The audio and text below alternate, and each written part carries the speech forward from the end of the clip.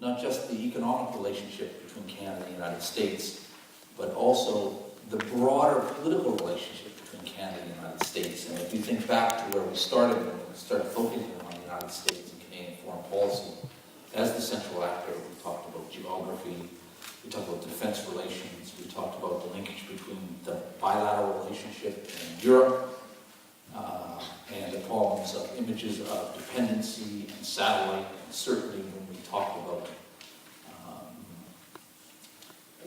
the economic relationship in the 1960s, the emergence of the idea of Canada as a branch plant economy, but basically a dependency of the United States. You think back, though, to the data I showed you, it's not just a dependent relationship, i.e. Canada being dependent upon the American economy, but also recognition that the US economy is to some degree dependent upon the Canadian economy. When you recognize that Canada is the largest single source of exports and imports for the American economy, not to the level of dependence that Canada has, and as we'll talk about next term when we look at the energy sector, the growing significance of Canada's energy supplies, its oil and natural gas supplies to the United States, that this is more than just a one-way street or a dependent relationship. And this speaks to a much broader set of ideas that also emerged in the 70s, centered upon Canada-US relations. In 1977, two scholars, one Joseph Nye and the other Robert Keohane, published a book called Power and Interdependence.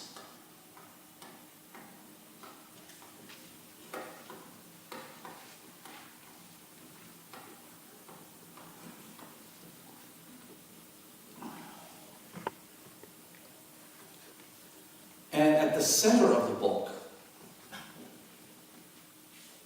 was the, just hold on a second, I need to find my glasses, which as usual are misplaced. There we are. At the center of the book was the concept of dependence, or dependency. And I talked last day about the notion of dependency theory, which comes from the Marxist or the neo-Marxist left of the 1950s and 60s. This was a different view of the concept of dependency and what they called mutual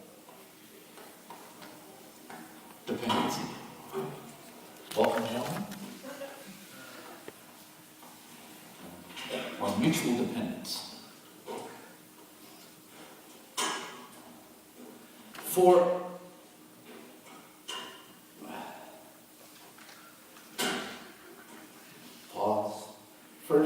For Nye and Keohane, dependence could be understood by two concepts. One was the concept of sensitivity, and the second was the concept of vulnerability.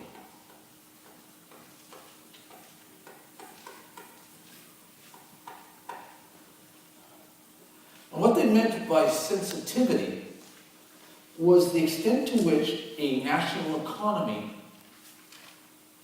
was sensitive to the availability or the rise or decline of the costs of a good, a commodity, a finished product, derived from a foreign supplier.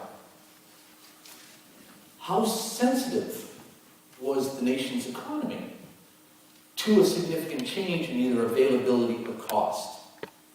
And an easy way to understand this is through the commodity of oil.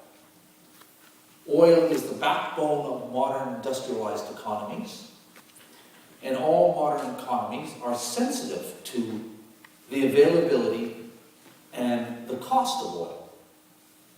Relative to, of course, to the extent to which any nation, Canada in our case, produces a significant amount of oil or is dependent upon access to oil from a foreign economy. As you probably know, you've experienced in your personal lives, when the price of gas goes up, you're not very happy. You're always happy if it goes down. But when it jumps in response to changes in the market, the price of a barrel of oil on the world economy, on the world currency markets, that you are sensitive to it.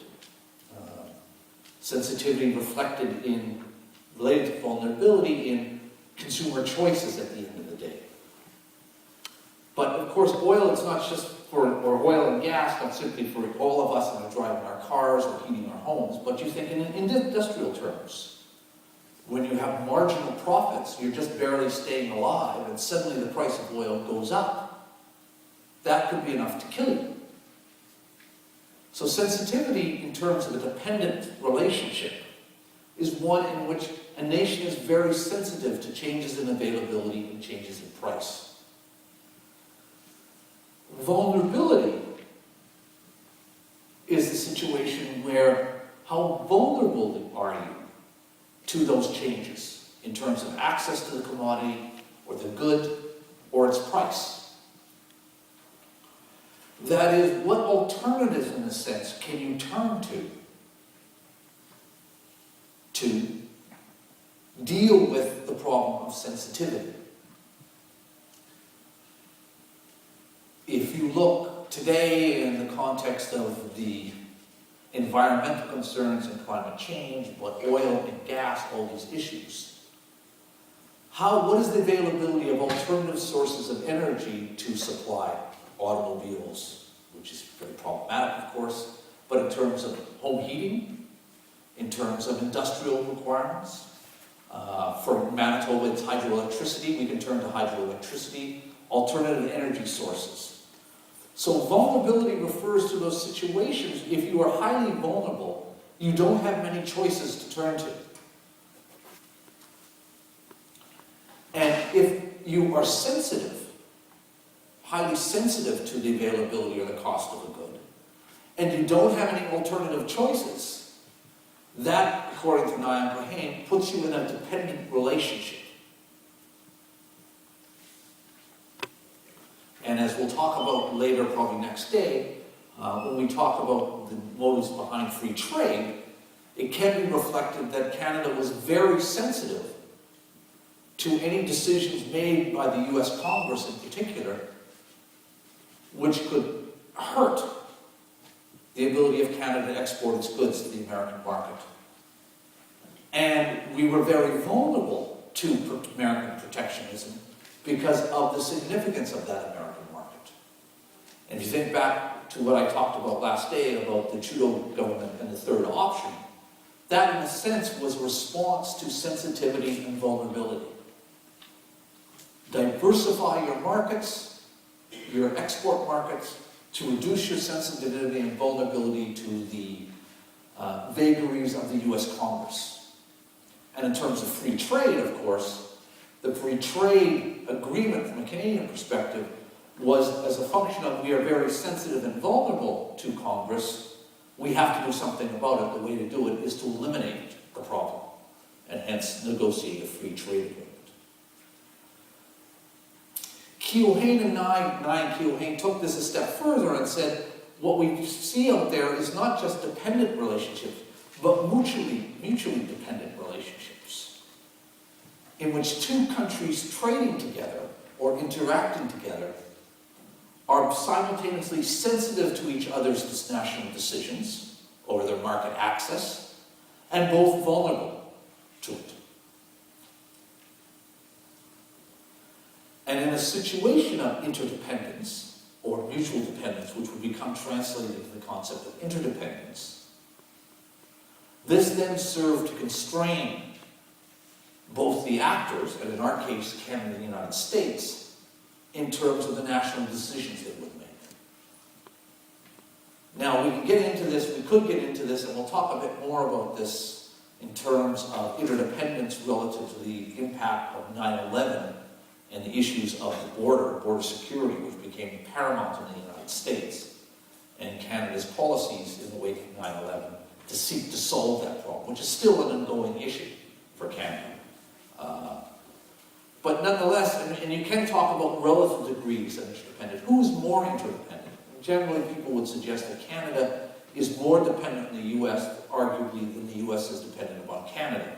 And you think back to those measures of trade, imports and exports, proportions, and foreign direct investment, total merchandise trade, and a variety of other measures you could develop, which would suggest that arguably Canada is more dependent on the US than the US is dependent on Canada. But even if you think as a conceptual tool, if you think of the defense relationship during the Cold War, in many ways the United States was dependent upon Canada in order to ensure or enhance the defense of the United States against the Soviet threat. So this is the foundation of Niall Keohane's power and interdependence argument.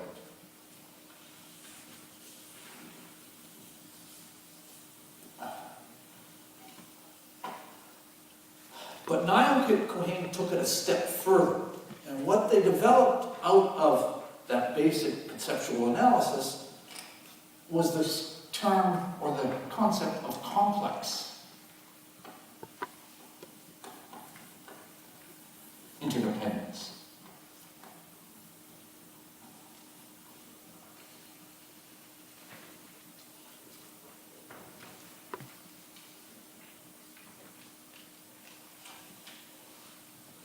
Complex interdependence referred to something much bigger than just mutual dependence.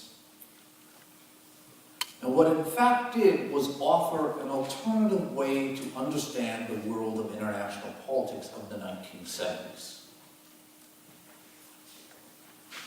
And if you think back, as I said to you, when you think back of those elements in the 1950s and 60s, that shift to the left, the intellectual, the political conditions, the economic conditions which drove that, to offer a different view of Canada-US relations.